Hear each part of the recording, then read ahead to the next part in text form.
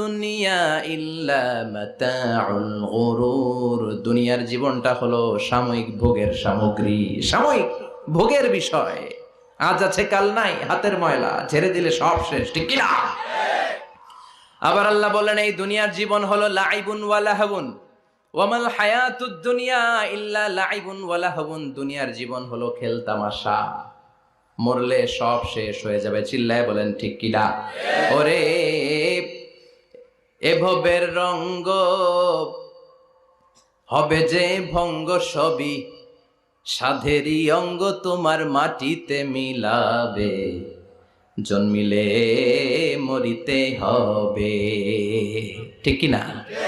মাটিতে মিলিয়ে যাবে, কিচ্ছু থাকবে না, লাশ হয়ে যাবে, খুঁজেও পাওয়া যাবে না।